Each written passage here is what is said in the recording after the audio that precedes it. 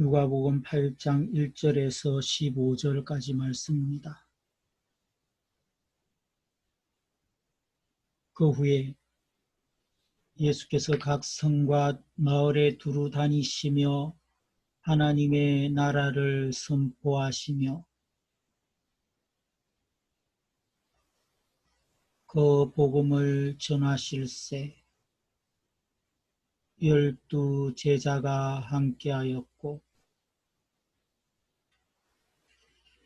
또한 악귀를 쫓아내심과 병고침을 받은 어떤 여자들 곧 7 귀신이 나간 자 막달라 마리아라 하는 마리아와 헤롯의 청지기 구사의 아내 요한나와 수산나와 다른 여러 여자가 함께하여 자기들의 소유로 그들을 섬기더라.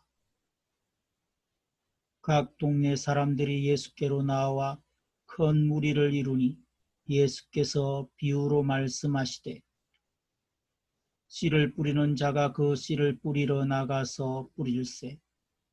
들으는 길가에 떨어짐에 밟히며 공중의 새들이 먹어버렸고 들으는 바위 위에 떨어짐에 싹이 났다가 습기가 없으므로 말랐고 들으는 가시떨기 속에 떨어짐에 가시가 함께 자라서 기운을 막았고 들으는 좋은 땅에 떨어짐에 나서 100배의 결실을 하였느니라. 이 말씀을 하시고 외치시되 들을 귀 있는 자는 들을지어다. 제자들이 이 비유의 뜻을 물으니 이르시되 하나님 나라의 비밀을 아는 것이 너희에게는 허락되었으나 다른 사람에게는 비유로 하나니 이는 그들로 보아도 보지 못하고 들어도 깨닫지 못하게 하려 함이라. 이 비유는 이러하니라. 씨는 하나님의 말씀이요 길가에 있다는 것은 말씀을 들은 자니 이에 마귀가 와서 그들이 믿어 구원을 얻지 못하게 하려고 말씀을 그 마음에서 빼앗는 것이요 바위에 있다는 것은 말씀을 들을 때에 기쁨으로 받으나 뿌리가 없어 잠깐 믿다가 시련을 당할 때에 배반하는 자요 가시떨기에 떨어졌다는 것은 말씀을 들은 자이나 지내는 중 이생의 염려와 재물과 향락의 기운이 막혀 온전히 결실하지 못하는 자요. 좋은 땅에 있다는 것은 착하고 좋은 마음으로 말씀을 듣고 지키어 인내로 결실하는 자니라.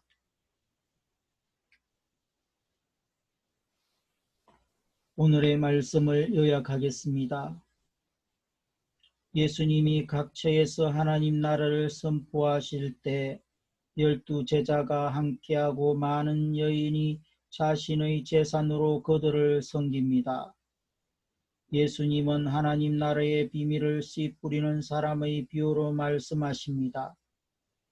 길가나 바위 위나 가시덤불에 떨어진 씨는 열매 맺지 못하고 좋은 땅에 떨어진 씨만 100배의 열매를 맺습니다.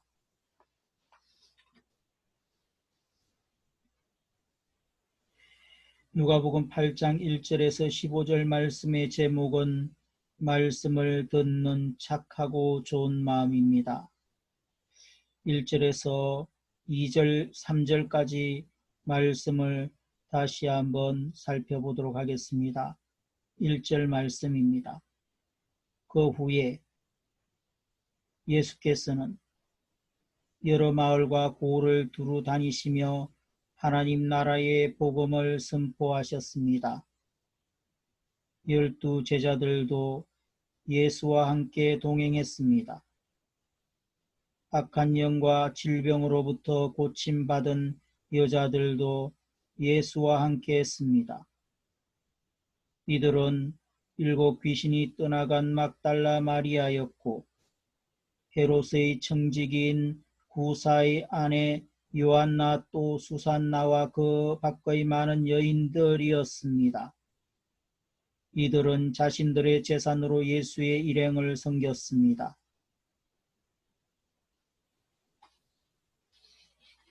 1절에서 3절의 말씀의 제목은 복음 전파와 제자들입니다. 복음 전파는 성도의 사명입니다. 독점에서도 제외되는 사람이 있어서도 안 됩니다. 하나님 나라를 선포하시면서 예수님은 12 제자뿐 아니라 여성 제자들과도 동행하십니다. 당시의 여성은 어린아이나 노예처럼 무가치한 존재였습니다. 하지만 예수님은 사회적 편견을 극복하고 여성을 제자로 받아들이는 파격적인 모습을 보이십니다. 더구나 여성 제자들은 소극적인 보조자 역할에 그치지 않고 예수님 사역에서 큰 비중을 차지합니다. 그 중에서도 막달라 마리아는 예수님이 악한 영을 쫓아내 주신 이래 예수님의 사역을 헌신적으로 섬겼고 후에 부활의 첫 번째 증인이 됩니다. 헤롯의 청직인 구사의 아내 요한나는 상류청 귀부인으로 예수님의 재정적 후원자 역할을 수행합니다. 하나님 나라 사역에서 자격 없는 사람은 없습니다. 교회에서 주요한 역할들을 수행해내는 이들은 누구인가요? 또한 고정관념을 버리고 복음을 위해 적극 협력해야 할 사람은 누구인가요? 8장 4절에서 15절 말씀을 살펴보도록 하겠습니다. 4절 말씀부터 보겠습니다. 많은 무리가 모여들고 각 마을에서 사람들이 예수께로 나오니 예수께서 그들에게 비유를 통해 말씀하셨습니다. 씨 뿌리는 사람이 씨를 뿌리러 나갔다. 그가 씨를 뿌리자 그 중 어떤 씨는 길가에 떨어져 사람들에게 밟히고 하늘의 새들에게 다 먹혀버렸다.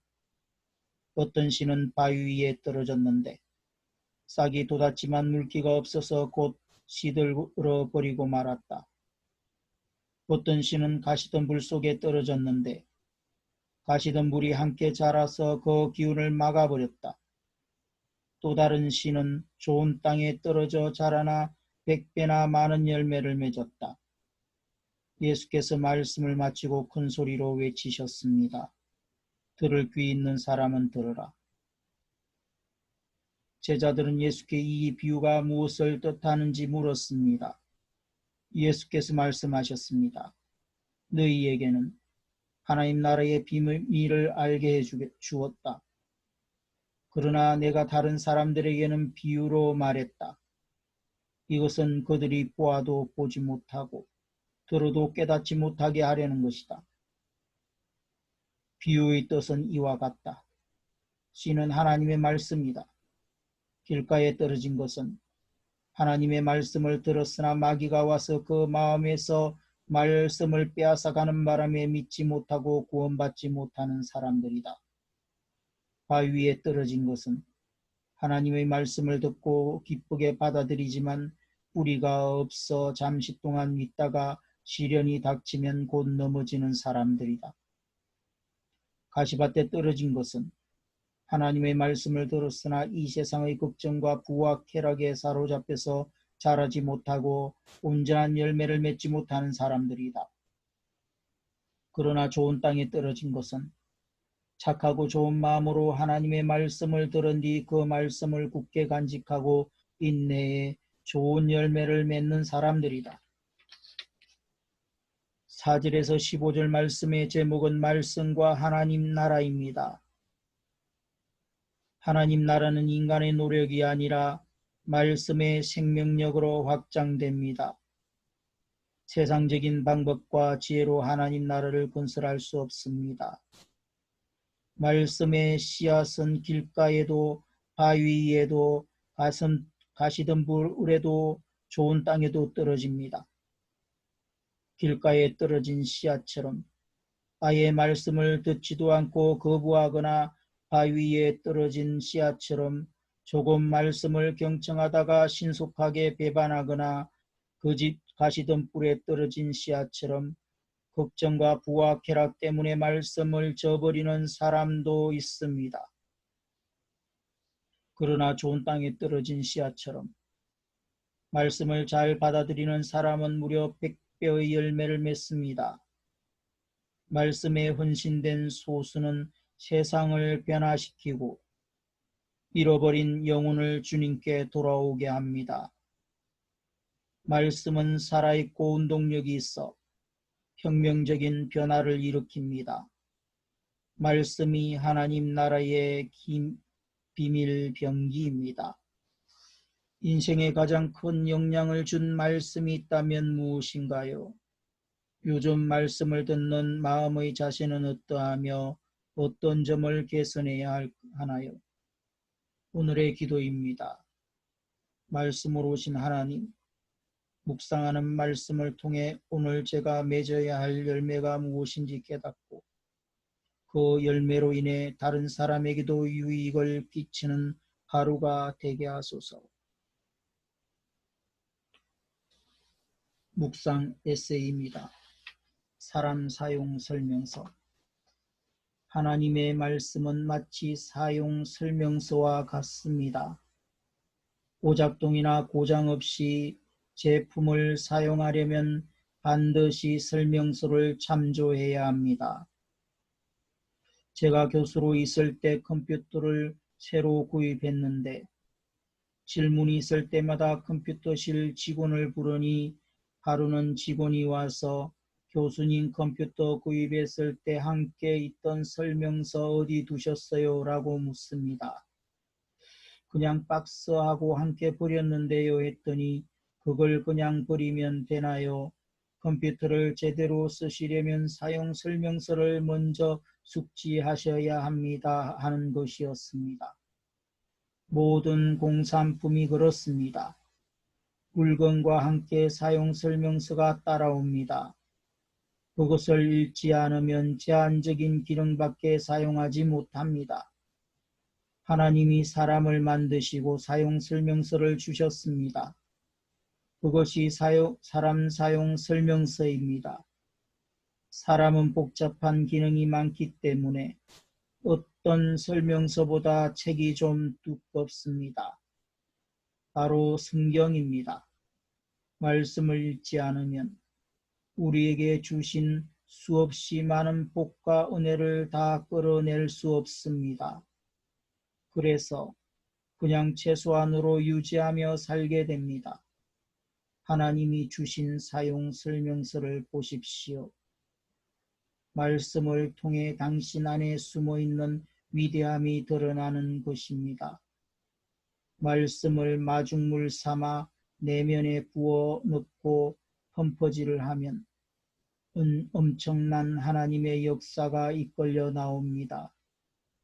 말씀이 삶에 넘쳐야 합니다. 발목과 무릎, 허리와 어깨에 넘쳐서 말씀 가운데 우리가 헤엄을 쳐야 합니다. 하나님의 말씀이 점점 창일해서 우리의 몸을 띄우고 비전의 항구를 향해 나아가기를 바랍니다. 한 절 묵상입니다. 누가복음 8장 5절 말씀입니다. 예수님은 천국이 임하는 가장 중요한 방법 두 가지를 소개합니다. 씨 뿌리는 사랑과 뿌리는 씨앗입니다. 씨는 하나님의 말씀으로 놀라운 생명력이 있습니다. 어디서든지 사람들이 전파되는 복음을 듣고 예수님을 믿으면 천국 백성의 시민권을 얻게 됩니다. 씨 뿌리는 사람이 씨앗을 낭비하는 것처럼 보이지만 하나님은 할 수 있는 대로 많은 사람이 복음을 듣게 하십니다.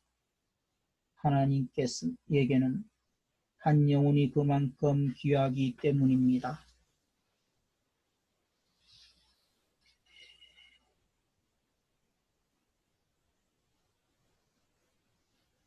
가정이 살아나는 큐티. 넌 도대체 커서 뭐가 될래?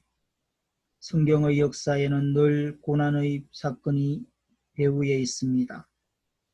여인에게서 난 사람 중에 가장 큰 사람인 세례 요한의 탄생도 힘든 기다림과 수치의 시간을 거쳤습니다.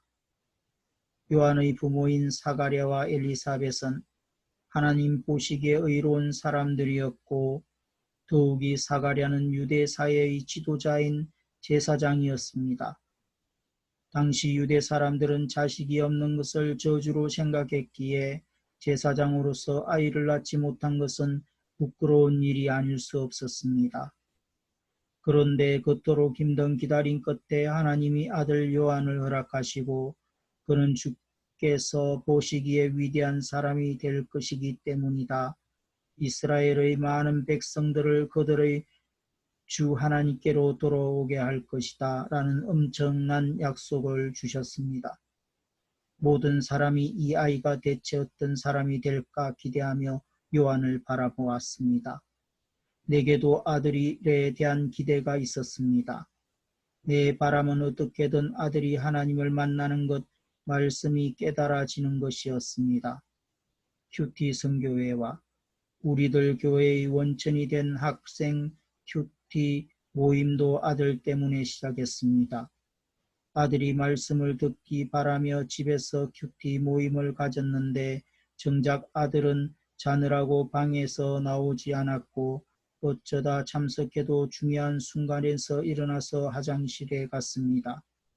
그래도 아침마다 아들의 방문을 두드리며 큐티하자고 깨웠습니다. 그런데 내 아들이 안타까워서 말씀을 묵상하고 지냈더니 모임에 온 다른 아이들이 변화되기 시작했습니다.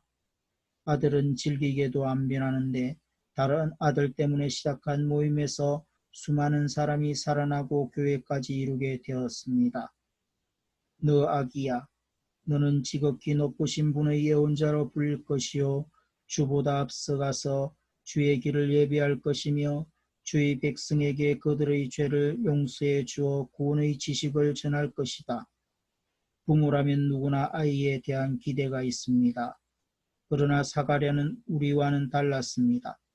아들 요한이 자신을 위해 주신 것이 아니라 주님의 일을 위해 보내신 자식임을 알고 기뻐했습니다. 자녀는 하나님의 놀라운 계획 속에서 하나님의 기대를 가지고 태어난 존재입니다. 지극히 높으신 분의 예언자로 불리며 제4함으로 말미암는 구원을 알게 하는 이 엄청난 사명을 위해 보내신 하나님의 선물입니다.